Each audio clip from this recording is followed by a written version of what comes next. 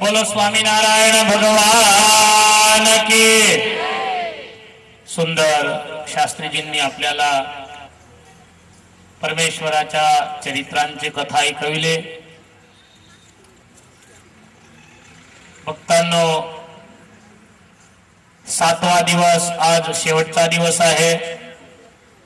आपण नूतन मंदिराची इथे जाहिरात केली। अनेक हरिभक्तांनी स्वतःच्या भावनेप्रमाणे त्यामध्ये दान डिक्लेअर केलेलं आहे।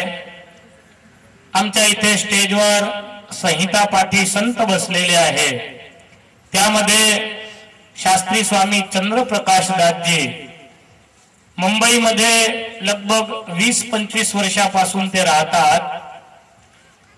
श्रीहरी समाज सेवा केंद्र, श्रीहरी समाज सेवा केंद्र हे ट्रस्ट ते मुंबईला चालवतात आणि या ट्रस्टाद्वारा अनेक सामाजिक काम पण ते तिथे करतात। नोटबुकांचं वितरण करतात।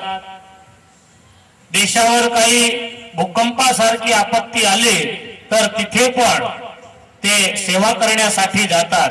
त्यांनी विचार केला की असं सुंदर तुम्ही इथे कार्य करत आहे तर माझ्या ट्रस्टाकडून 1 लाख रुपये मी या मंदिरामध्ये दान देईल। मी नाही सांगितलं शास्त्री संतांकडून आम्हाला घ्यायचे नाही। त्यांनी सांगितलं माझ्या ट्रस्टामधून मी अनेक ठिकाणी दान देतो। दानवीर भक्तांजवळून दान घेऊन आणि योग्य जागेवर मी ते दान देत असतो। तर शास्त्रीजींना मी विनंती करेल, पूज्य आमचे गुरु इथे उपस्थित आहे, त्यांचं पुष्पमाळा घालून आणि स्वागत करतील शास्त्री स्वामी चंद्रप्रकाश दासजी। टाळ्या वाजवून आपण त्यांचं स्वागत करू। त्यांच्या ट्रस्टामधून 1 लाख रुपये त्यांनी आपल्या मंदिराच्या नूतन मंदिराच्या भागवत प्रेमी हिंदू धर्मावर ज्यांना प्रेम आहे, प्रीती आहे, असे अनेक धार्मिक लोक इथे उपस्थित आहेत। सुंदर हे भागवताचं हा उत्सव पाहून, हे कथा ऐकून आणि मंदिराची जाहिरात ज्यावेळी आपण कालच्या संध्याकाळी केली तर त्यांना पण असा आनंद झाला। तर सभामध्ये उपस्थित जर असतील तर स्टेजवर येतील। श्री धर्मावना झोपे माजी मुख्याध्यापक RR शाळा 1 लाख रुपये आपल्या नूतन मंदिरासाठी ते इथे डिक्लेअर करत आहे। तर त्यांना मी विनंती करतो की स्टेजवर येतील। पूज्य गुरु गोविंद स्वामी त्यांना पुष्पमाळा देतील, भगवंताची एक मूर्ती पण देतील।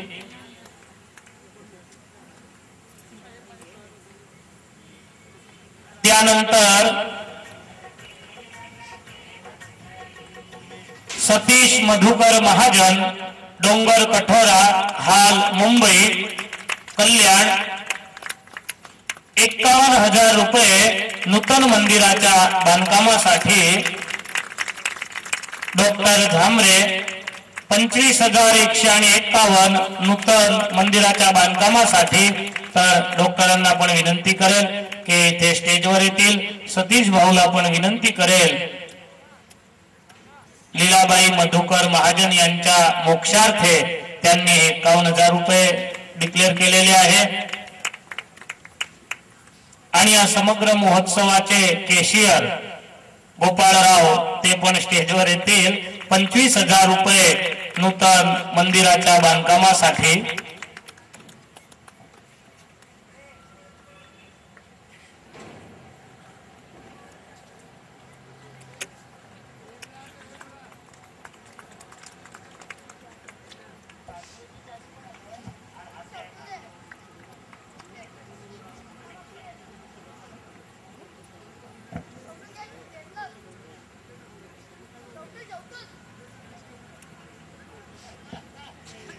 भक्तांनो, जोरदार टाळ्या वाजवा तर जाहीर करतो 1 लाख रुपयाच्या टाळ्या झाल्या, 2 लाखाच्या झाल्या। श्री नंदू बेंडाळे यांच्याकडून नूतन मंदिरासाठी 5 लाख रुपये नूतन मंदिरासाठी 5 लाख रुपये ते जाहीर करत आहे। तरी खूप खूप धन्यवाद आहे सर्व भक्तांनो। बरोबर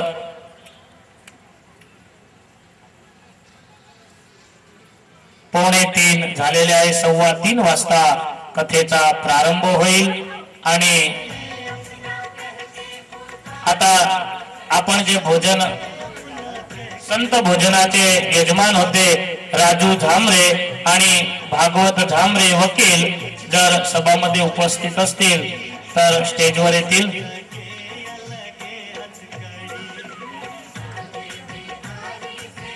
सौ नलिनी नीलकंठ चौधरी व नीलकंठ कृष्णा चौधरी मंदिराच्या घंटा अजून बांधकाम तर होऊ द्या। 11,000 रुपये 111 मंदिरामध्ये जो घंटा आपण लावू त्यासाठी त्यांनी दिलेले आहे। खूप खूप धन्यवाद। स्वामीनारायण भगवाननी जय।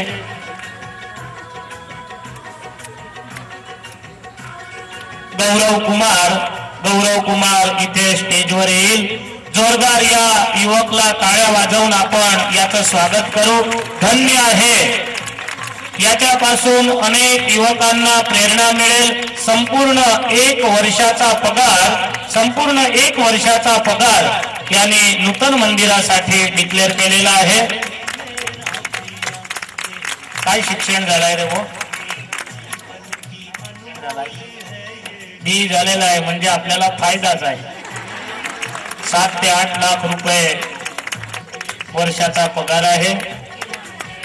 थोडे त्याचे माता पिता मध्ये उमेरतील म्हणजे मूर्तीचे यजमान होऊ शकतील अशी माझी त्यांना विनंती आहे। तुला स्वामीनारायण भगवाननी जय। बरोबर 3:15 वाजता कथेचा प्रारंभ होईल। 5 वाजता कथा समाप्ती होईल। 5:30 वाजता इथून दिंडी घेऊन आपण ओंकारेश्वर मंदिरापर्यंत जाऊ आणि तिथे आपण दिंडीची पूर्णाहुती करू। भगवंताच्या जयघोषासह पुन्हा 3:15 वाजता सर्व भक्तांना विनंती, स्वतःच्या जागेवरच सर्वांना सरबत मिळणार आहे। बोला स्वामीनारायण भगवान। कैलासवासी संतोष झांबरे यांच्या मोक्षार्थे सुरेंद्र संतोष झांबरे यांच्याकडून आपल्या नूतन मंदिरासाठी प्रति वर्षाला 20,000 रुपये म्हणजे 1 लाख रुपये नूतन मंदिराच्या बांधकामासाठी, नूतन मंदिरासाठी एच.एन. पाटील यांच्याकडून 51,000 रुपये एच.एन. पाटील वरती येतील। गुरु पूज्य गोविंद स्वामी त्यांना पुष्पमाळा घालतील।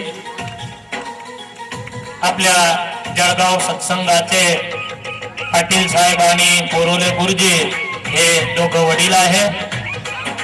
1,06,000 रुपये देणार आहेत, तर टाळ्या वाजवून त्यांना सन्मान करूया।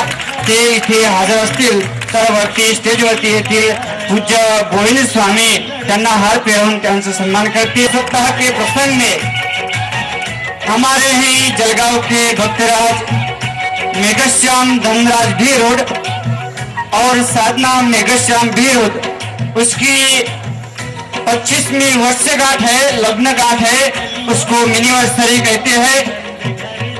उसके लिए पीपी स्वामी ने एक बोल लिख दी है, तुम जियो हजारों साल, ये है हमारी आरज़ू, हैप्पी एनिवर्सरी। जो यहाँ पे उपस्थित होंगे तो पूज्य पीपी स्वामी के पास आएंगे, उसको प्रसादी का हाथ फेरा के उसका सम्मान करने वाले हैं। तो आओ, मेघश्याम धनराज भी रोड।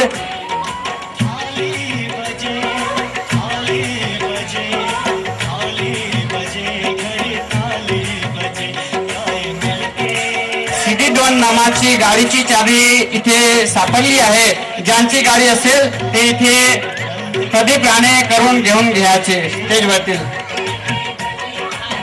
अशोक निवृत्ती बंगारे जळगाव यांनी ह्या नवनिर्माण मंदिरासाठी ₹51,000 रुपये दिले आहेत।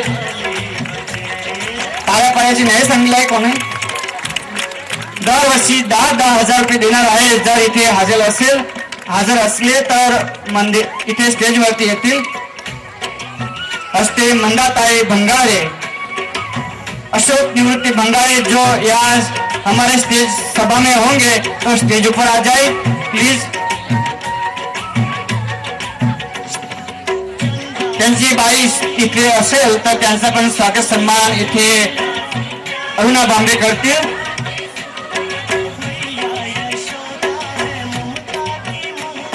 अरुणा बारंबे यांचा सत्कार करतील। मंदाताई भंगारे यांचा।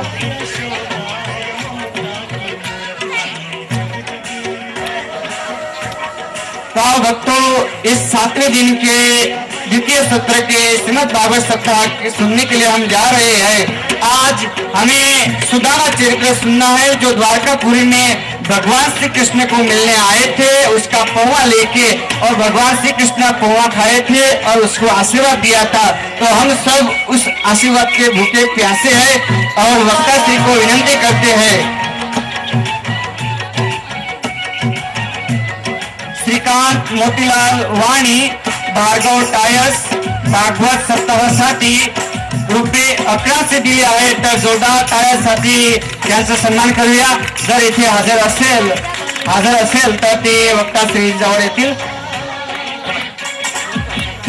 वासुदेव नारायण बोरोले सांगवीकर यांच्याकडून या मंदिरासाठी 11,001 रुपया बक्षीस मिळाला आहे सेवामध्ये। तर इथे असले तर स्टेजवरती येतील।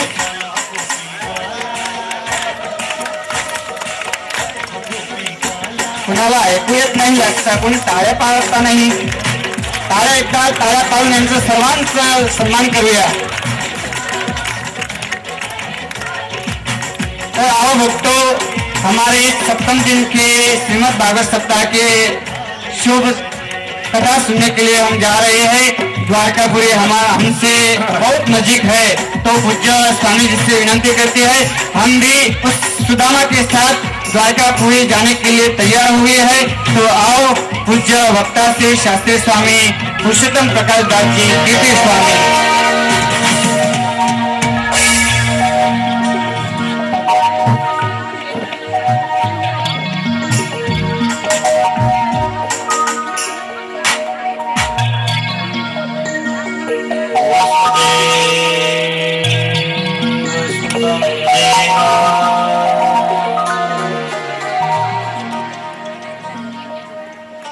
कंस चाणो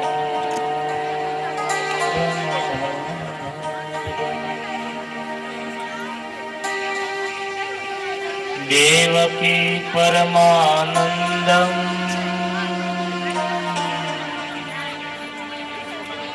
कृष्णं वंदे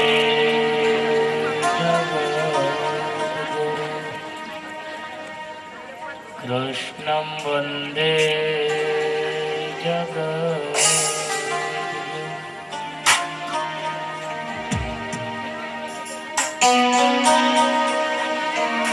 स्वामी नारायण स्वामी नारायण स्वामी नारायण स्वामी नारायण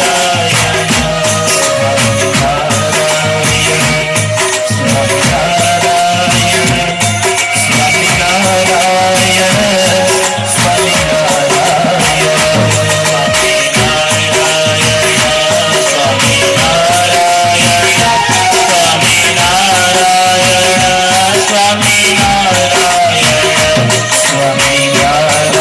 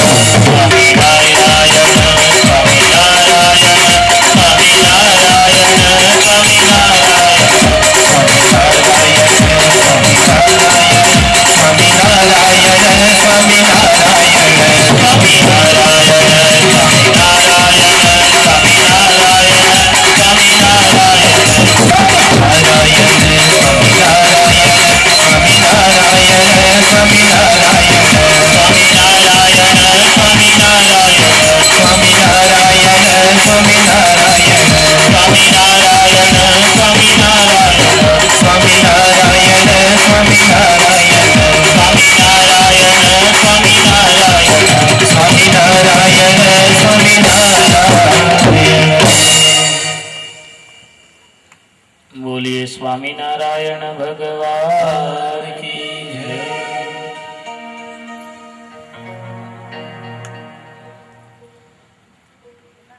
सर्वावतारी इष्टदेव भगवान स्वामी नारायण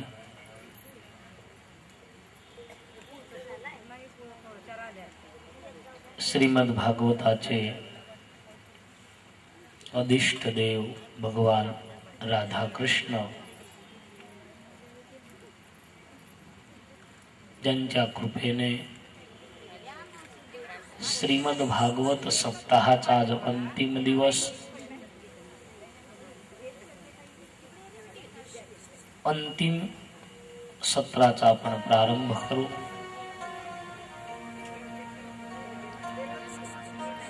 समय कोणासाठीच थांबत नसतो।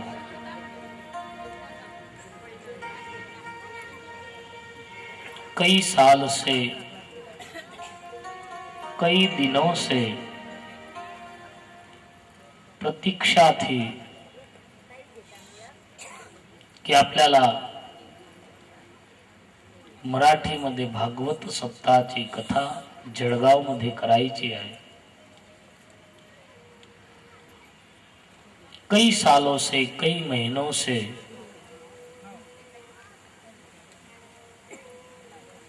सोळा तारखेला प्रारंभ केला। आज 22 तारीखला समाप्ती पण 2 तासामध्ये होऊन जाईल।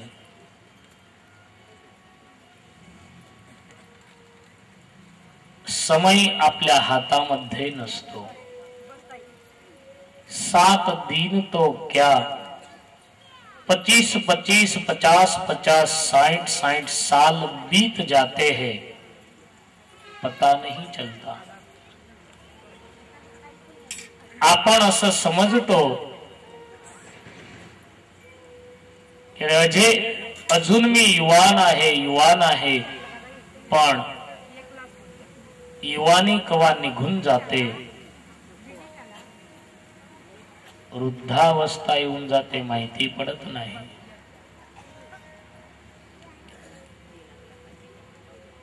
श्रीमद भागवत ग्रंथामध्ये उत्तरार्ध मध्ये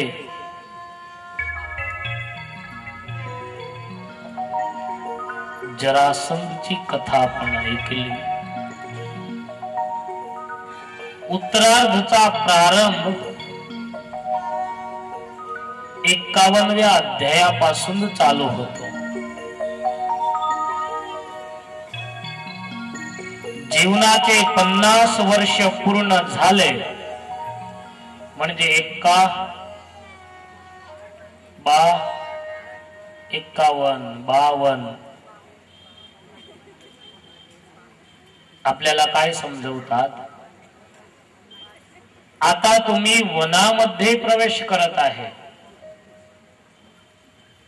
अब धीरे धीरे धीरे धीरे सब छोड़ दो।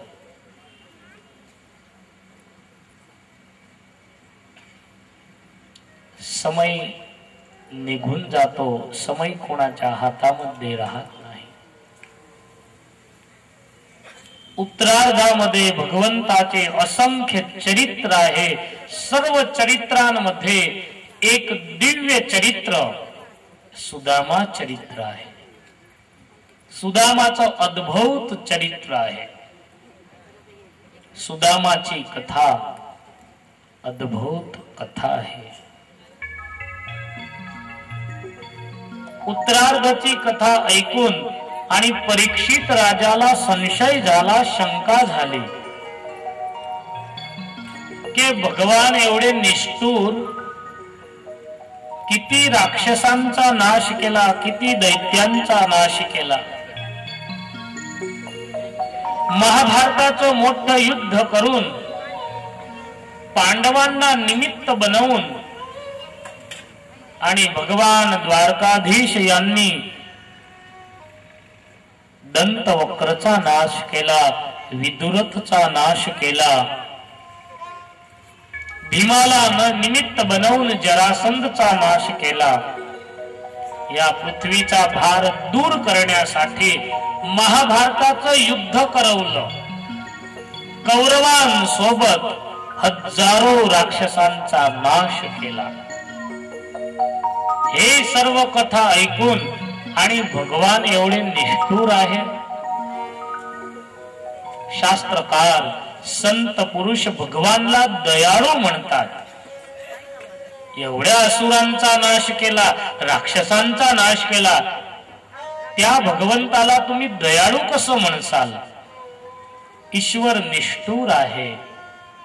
हे सर्व कथा ऐकल्यानंतर आपल्याला असं वाटेल कि परमेश्वरची दया कुठे गेली,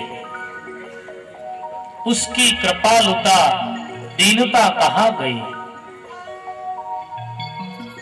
भगवान अति दयाळू आहे, अति दीन आहे, हे समजवण्यासाठी सुदामा चरित्र ऐकवलं आहे. भगवान निष्ठुर नाही. आपल्या डोक्यावरचे केश आपल्याला अतिप्रिय असतात, पण जोपर्यंत मर्यादामध्ये आहे तोपर्यंत. मोठे झाले म्हणजे आपण कापून टाकतो. हाताचे नख आपण कापतो का? मर्यादाच्या बाहेर गेले म्हणजे आपण कापतो. प्रत्येक जीव प्राणी मात्र भगवंताला अतिप्रिय आहे, पण जोपर्यंत मर्यादामध्ये आहे तोपर्यंत. मर्यादाच्या बाहेर गेला म्हणजे भगवान त्याला दंड देत असतात. आणि पुढे पण कथामध्ये मी सांगितलं होतं, दुनियाच्या नक्षावर हजारो संप्रदाय आहे, पण स्वामीनारायण संप्रदायासारखा भगवंताचे हजारो अवतार झालेले आहे, पण स्वामीनारायण भगवान सारखा दयाळू भगवान नाही. आपल्या सर्वांची जबाबदारी त्याने घेतलेली आहे. स्वामीनारायण भगवान किती दयाळू आहे. भगवान स्वामीनारायण यांचा स्वभाव कसा होता? प्रेमानंद स्वामी यांनी चेष्टाच्या पदांमध्ये लिहिलेला आहे भगवान स्वामीनारायण यांचा स्वभाव कसा होता. अति दयाळू रे स्वभाव छे स्वामीनो पर दुख हारी रे, वारी बहु नामीनो कोઈને दुखियो रे, देखी नख माय दया आणी रे, अति आकड़ा थाय अंधन वस्त्र रे, आपीने दुख टाळे करुणा दृष्टी रे. भगवंताचा स्वभाव कसा आहे? त्याच्या समोर कोणी भिक्षुक आला, भिकारी आला, तर भगवंत स्वाभाविक ते अकडावून जात होते. याला केव्हा मी सुखी करू, याचं दुःख केव्हा दूर करू, असा भगवंताचा स्वभाव होता. आपीने अन्न, वस्त्र आणि धन देऊन भगवान त्याला सुखी करत होते. कथामध्ये आपण ऐकून गेलो की शर्यत एवढीच आहे की शरणागतीची कंठी जरूर असावी. गळ्यामध्ये जर कंठी असली तर त्याला असं होईल की नाही, हा माझा आहे, हा माझा आहे. मारा पाप भर्या छे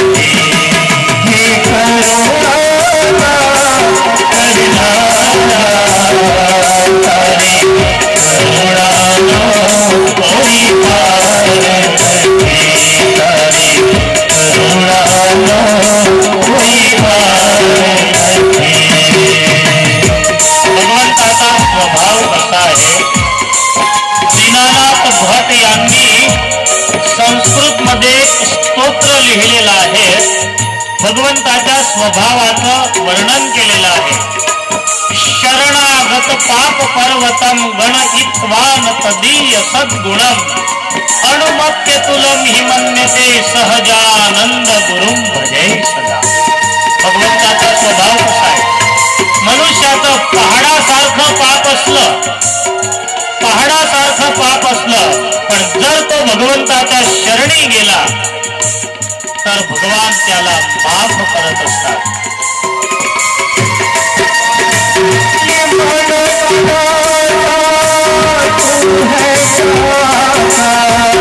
मगर जो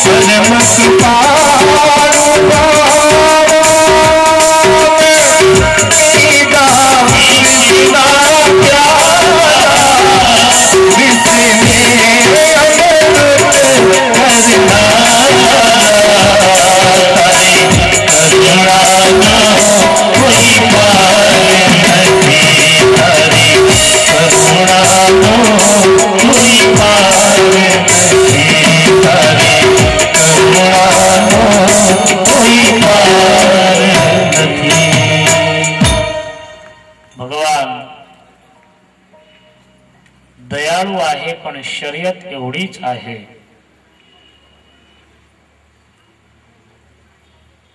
शरणागती रूप जर कंठी धारण केले, भगवंताने जे आपल्यासाठी वरदान मागलेले आहे, स्वामीनारायण संप्रदायाच्या उद्धव संप्रदायाच्या गादीवर ज्यावेळी भगवान स्वामीनारायण बसले, दोन वरदान गुरु रामानंद स्वामी जवळून त्यांनी मागितले. प्रथम वरदान मध्ये मागलं, अंतकाळी या जीवात्म्याला फार वेदना असते. मृत्यू आणि जन्म हे दोन दुःख भयंकर सांगितलेले आहे. भयंकर मध्ये भयंकर दुःख जर असले आणि जन्म आणि मृत्यूच्या समयी माझा भक्त सुखाने भगवंताच्या धामामध्ये जाओ, त्याचं दुःख सर्व मला मिळो, असा दयाळू भगवान कुठे मिळणार. आणि दुसरं वरदान मागितलं, तो माझा झाल्यानंतर त्याच्या जीवनामध्ये जर रामपात्र असलं, भिक्षापात्र असलं, तर माझ्या प्रारब्धाने तो सुखी हो. सत्य दृष्टांत देऊन आणि समजवतो. भगवान स्वामीनारायणांनी फक्त हे मागलेलंच नाही, या संप्रदायामध्ये 200 वर्षाच्या इतिहासामध्ये हजारो असे दृष्टांत आहे.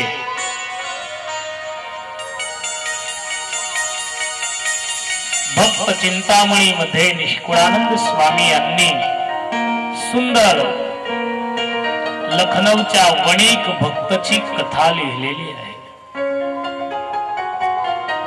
लखनौला एक वणिक दिवाण पदावर होता. मुस्लिम तिथे राजा होता. वणिकच्या हाताने काही भूल झाली. मुस्लिम राजाने त्यावेळी त्याला 1 करोड रुपयाचा दंड दिला.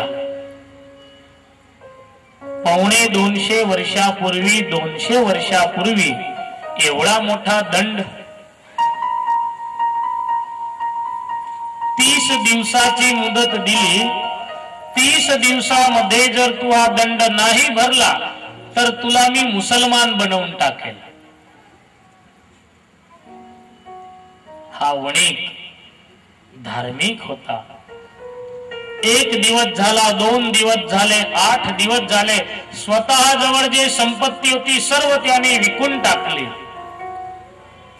दिवाण होता म्हणजे त्याच्याजवळ संपत्ती होते, पण 200 वर्षापूर्वी सर्व संपत्ती त्याची गोळा केली तरी 25-50 हजार रुपये झाले. विचारामध्ये 25 दिवस व्यतीत झाले. विचार केला की माझ्याने दंड भरता येणार नाही, आणि जर दंड नाही भरला तर हा राजा मला मुस्लिम बनवून टाकेल. फक्त 3 दिवस बाकी राहिले. याने विचार केला की मुस्लिम बनण्यापेक्षा मरून जाऊ, आत्महत्या करून घेऊ. आत्महत्या करण्यासाठी गावाच्या बाहेर महादेवजीच्या मंदिराच्या ओट्यावर बसला आहे. विचार करू लागला, मी दंड भरू शकणार नाही. दंड नाही भरला तर राजा मला मुसलमान बनवून देईल. मुसलमान बनण्याच्या ऐवजी आत्महत्या करून घेऊ. आत्महत्याचा विचार केवढ्यामध्ये समोरून 2 साधू दिसले. भगवान स्वामीनारायण यांचे 2 संत कृपानंद स्वामी समोर दिसले. हा एकदम उभा झाला. विचार केला, असंही आपल्याला मरायचंच आहे, आत्महत्याच करायची आहे. चला शेवटी संतांचं दर्शन करून घेऊ. जाऊन आणि संतांच्या चरणवर मस्तक ठेवलं. रुदन करू लागला, रडू लागला. संतांनी हात पकडले, उभा केला. अरे एवढा दुखी का? काय झालं? वणिकनी सर्व हकीकत सांगितली. मी आता हरून गेलेला आहे, माझ्याने दंड भरपाई होऊ शकणार नाही, मला आता आत्महत्या करायची आहे. संतांनी उपदेश दिला, आत्मघातस्तु तीर्थोपी. भगवान स्वामीनारायण यांनी पण सांगितलं आहे, केव्हाही कुठे आत्महत्या करू नये. तीर्थामध्ये जाऊन पण आत्महत्या करू नये.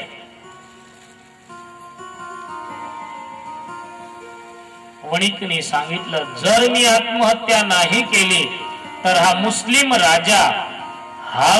राजा मला मुसलमान बनवून देईल. परधर्मासारखं दुसरं कोणचंच पाप नाही. मला मुस्लिम धर्म स्वीकारायचा नाही, म्हणून मी आत्महत्याचा विचार केलेला आहे. संतांनी आश्वासन दिलं.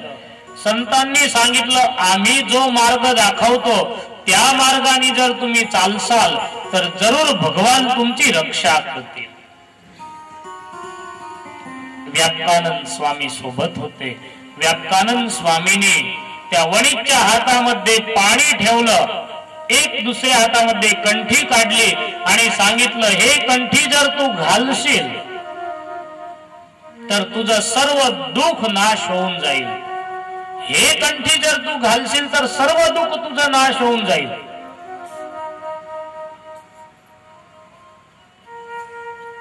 आणि दुःखी मनुष्याला तुम्ही आश्वासन द्या म्हणजे त्याला आनंद होतो. हातामध्ये पाणी घेतलं, काल माया पाप कर्म हा मंत्र बोलून आणि संतांनी त्याच्या गळ्यामध्ये कंठी टाकली, एक माळा दिली आणि सांगितलं, स्वामीनारायण स्वामीनारायण स्वामीनारायण या महामंत्राची माळा करा, तुमचं दुःख दूर होऊन जाईल. व्यापकानंद स्वामींनी या वणिकला नियम दिला. गडपूर मध्ये भगवान सहजानंद स्वामी सभा करून बसले होते. भगवान सहजानंद स्वामी विचार करू लागले, माझ्या संतांनी एक दुखी जीवात आश्वासन दिलं आहे. आश्वासन दिलं एवढंच नाही, त्याच्या गळ्यामध्ये कंठी टाकली. तो माझ्या शरणी आला आणि मी वरदान मागितलेलं आहे की हजारो संप्रदाय, हजारो भगवंताचे जे अवतार, सर्व अवतारांमध्ये भगवान स्वामीनारायण सारखा दयाळू भगवान नाही.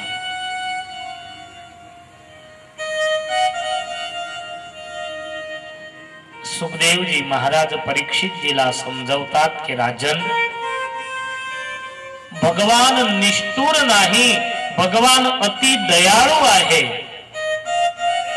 तुला मी सुदामा चरित्र ऐकवतो, सुदामा चरित्रावरून तुला माहिती पडेल भगवान कसे दयाळू आहे. भगवान कोणाला दुःख देत नाही. स्वतःच्या कर्मांनीच मनुष्य सुखी आणि दुखी होत असतो. पोरबंदर गाव आहे. पोरबंदर शहरामध्ये विरक्त इंद्रियस्यार्थे प्रशांतात्मा जितेंद्रिय. पोरबंदर शहरामध्ये विरक्त आणि जितेंद्रिय असा सुदामा नावाचा एक ब्राह्मण राहत होता. पत्नीचं नाव होतं सुशीला. सुशीला आणि सुदामा या दोघांचा सुंदर संसार चालत होता. संपत्तीवान होते, पैशावाले होते. पण धीरे धीरे धीरे धीरे प्रत्येकाची परिस्थिती एक सारखी राहत नाही. प्रत्येक वेळी आपली परिस्थिती एक सारखी नसते. आज आपल्याला भगवंतानी दिलं आहे. आज जर आपली इच्छा नाही झाली की काही मला दान करायचं आहे, जेव्हा आपल्या हातामध्ये नसेल, आपल्या जवळून नाश होऊन जाईल, मग आपली इच्छा होईल.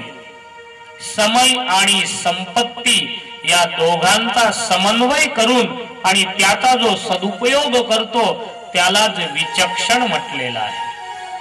समय आणि संपत्ती या दोघांचा समन्वय करून सदुपयोग त्यालाच विचक्षण म्हटलेला आहे. सत्य घटना झालेली आहे. एक राजा होता, खूप दानवीर होता. त्याच्या राज्यामध्ये कोणी आलं त्याला खाली हातांनी तो काढत नव्हता. जे पाहिजे त्याला, वस्त्र पाहिजे वस्त्र द्यायचा, पैसे पाहिजे पैसे द्यायचा, अनाज पाहिजे अनाज द्यायचा. खूप दान करत होता, खूप दान करत होता. आणि दुनियाचा क्रम आहे, जो दान देईल त्याच्याजवळच सर्व मागायला जातील, जो नाही देणार त्याच्याजवळ कोणी जाईल. भले भगवंतानी त्याला पुष्कळ दिलं असलं, पण जो देणारच नाही त्याच्याजवळ कोणी जात नाही. क्रम आहे, जो देतो त्याच्या जवळच सर्वे जातात. आणि संपत्तीचा लक्ष्मीला दुसऱ्या अर्थामध्ये पाण्यासारखी सांगितलेली आहे. नदीचं पाणी वाहत असतं म्हणून त्याला आपण पवित्र म्हणतो, आणि वाहत पाणी असतं म्हणून गंगाचं पाणी खुटत नाही. तलाव असलं, तलावाचं पाणी वाहत नसतं म्हणजे ते खुटून जातं, कमी होऊन जातं. ज्याची संपत्ती वाहत असते ते शुद्ध आणि पवित्र होत असते.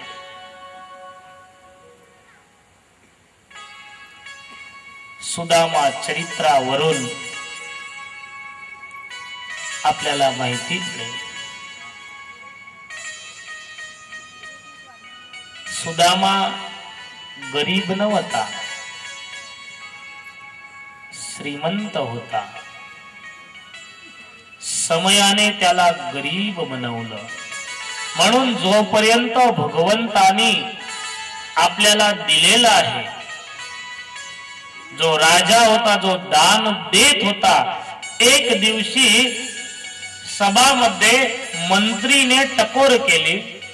मंत्रीने राजाला सांगितलं, खूप समजण्यासारखं हे दृष्टांत आहे. मंत्रीने राजाला सांगितलं की राजन माफ करो, पण मी असं ऐकलं आहे जिथे गुळाची भेली असली तिथे माख्या आपोआप येतात. माख्यांना बोलवण्याची जरूर नाही. राजा समज गया की मंत्री काय म्हणत आहे.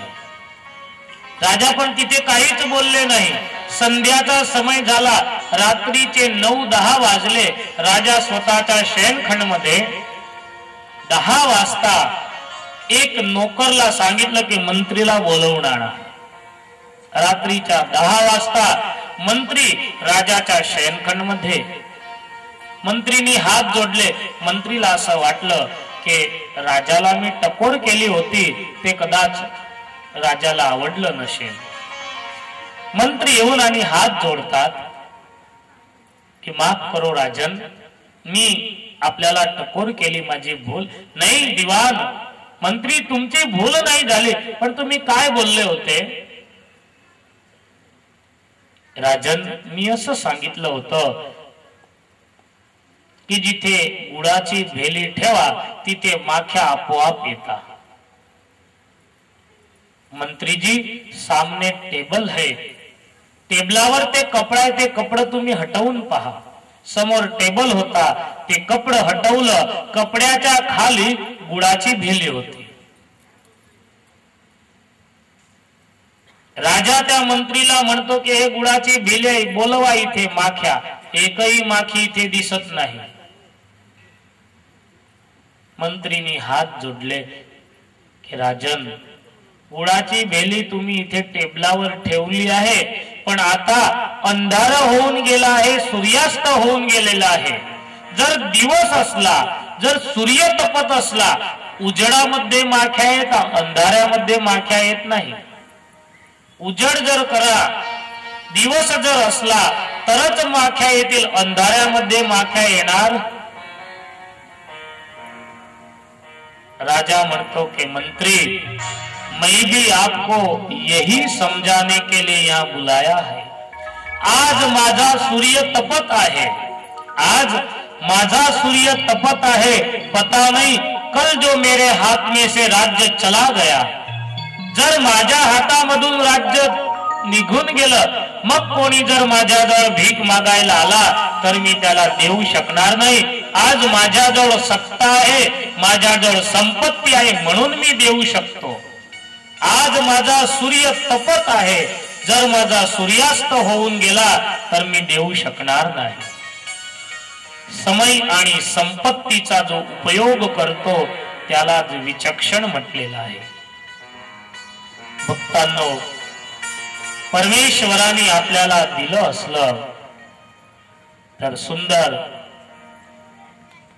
भगवंतेच्या कृपेने, संत पुरुषांच्या आशीर्वादाने आपल्या जळगाव शहरामध्ये आपण सुंदर मंदिराचं आयोजन केलेलं आहे.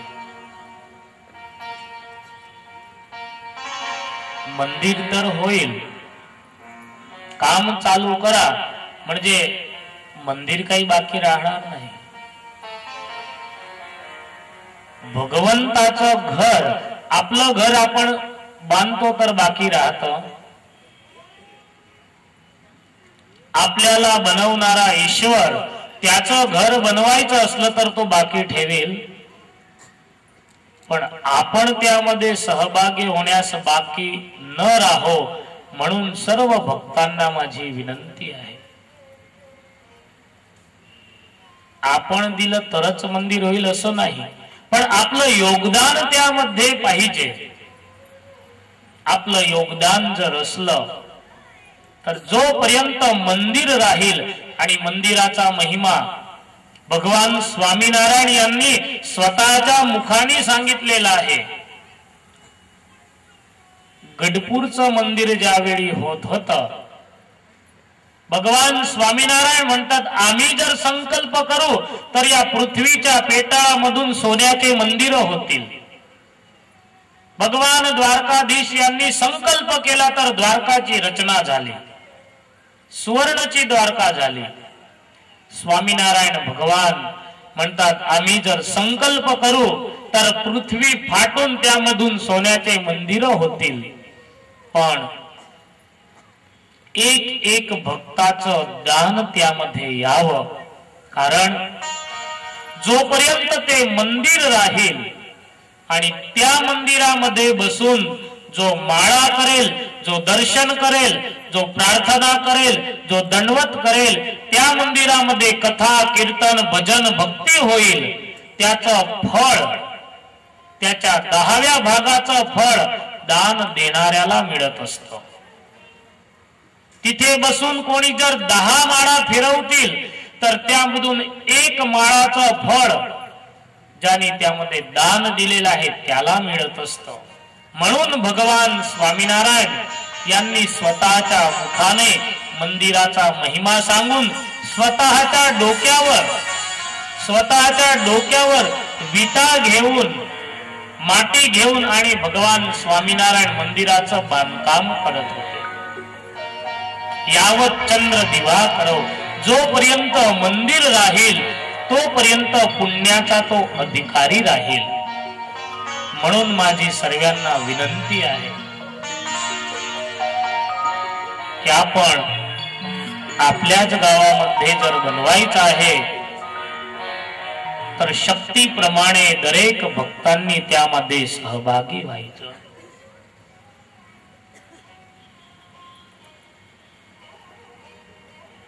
सुखदेवजी महाराज परीक्षितजीला म्हणतात की राजन, धीरे धीरे धीरे धीरे सुदामाची परिस्थिती नाजूक होऊ लागली. सुदामा धीरे धीरे धीरे धीरे गरीब होऊ लागला. कर्म कोणालाच सोडत नाही. भक्त असो अभक्त असो, कर्म कोणालाच सोडत नाही.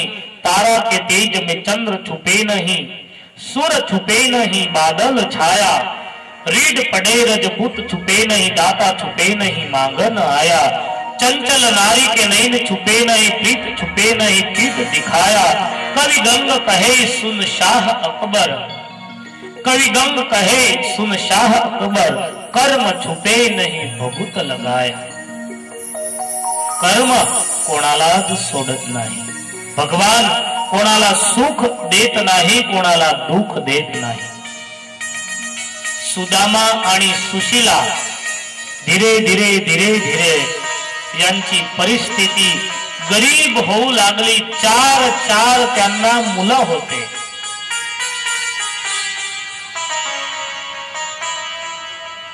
परिस्थिती अशी झाली, एक दिवस भोजन मिळायचं, एक दिवस उपवास व्हायचा. एक दिवस भोजन मिळायचं, दुसऱ्या दिवशी उपवास व्हायचा. आणि गरिबी ज्यावेळी येत असते, कहवत आहे, खुदा देता है तो छप्पर फाड़ के देता है. खुदा देता है तो छप्पर फाड़ के देता है. आणि जेव्हा घेण्यासाठी बसतो शरीरावरचे कपडे पण उतारून घेतो. आज वही परिस्थिति सुदामा की हुई. धीरे धीरे धीरे धीरे सुदामाची परिस्थिती जास्त आणि जास्त गरीब होऊ लागली. घरामध्ये सर्व साधन जे होते ते सर्व विकावून गेले. अनाज पण घरामध्ये राहिलं नाही. 2-2, 4-4, 5-5 दिवसापर्यंत सुदामा आणि सुशीलाला उपवास होत होते. गरिबी वाढत गेली, पण दोघांच्या जीवनामध्ये जो संप होता तो संप अकबंद होता. ईश्वराजवळ, भगवंताजवळ केव्हाच संपत्तीची मागणी करू नका. भगवान जवळ जर मागायचं असलं तर कुटुंबामध्ये संप मागा. पती आणि पत्नी मध्ये संप जर असला, दोघांमध्ये एकता जर असली तर संपत्ती लक्ष्मी आपोआप येईल. पती पत्नी मध्ये जर संप नसला तर आलेली लक्ष्मी पण निघून जाते. आज सुधामा आणि सुशीला यांच्याजवळ लक्ष्मी नव्हती, संपत्ती नव्हती. 2-2, 4-4, 5-5 दिवसापर्यंत भोजन न मिळत होत, पण दोघांच्या जीवनामध्ये संप, कुटुंबामध्ये संप जर असला, दुनियामध्ये अनेक परिवारांचा मी अनुभव केलेला आहे. अनेक हरिभक्तांच्या घरी देश विदेशामध्ये आम्ही राहिलेलो आहे. पती आणि पत्नींचा व्यवहार, दोघांचं मन हजारो गृहस्थांच्या घरी जाऊन मी पाहिलेला आहे. पण भक्तांनो, दिव्य संसार आम्हाला इथे जळगाव मध्ये प्रमोद शेठच्या इथे पाहायला मिळाला. 25 वर्ष लग्नाला झाले, 25 वर्ष लग्नाला झाले, पण अजून 1 वर्ष लग्नाला झालं असेल असा दोघांमध्ये प्रेम आहे. भगवंताची ज्याच्यावर कृपा असली त्याच्या जीवनामध्ये असा प्रेम मिळत असतो. संपत्ती मिळवणं ते कठीण नाही, पैसे मिळवणं ते कठीण नाही, संप मिळवणं ते कठीण आहे. भगवंताजवळ दोघं हात जोडून आणि कुटुंबामध्ये संपाची मागणी करा. संप असला. आपण 8व्या स्कंदामध्ये समुद्र मंथनची कथा ऐकली. देव आणि दानव यांनी समुद्र मंथन केलं. अमृतचा कुंभ आला. अमृतचा कुंभ दैत्यांच्या हातामध्ये होता, राक्षसांजवळ होता, तरी सुद्धा ते पान करू शकले नाही, कारण त्यांच्यामध्ये संप नव्हता. हातामध्ये अमृत आल्यावर झगडू लागले. तो म्हणतो आधी मी पेतो, आधी मी पेतो.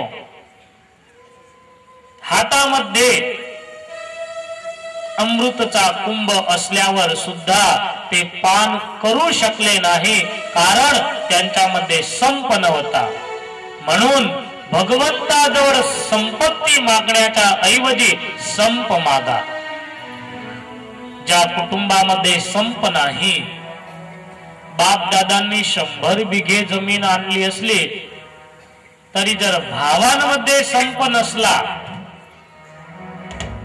दोघं भावांमध्ये जर संप नसला तर 100 बिघे जमीन पण टिकत नाही.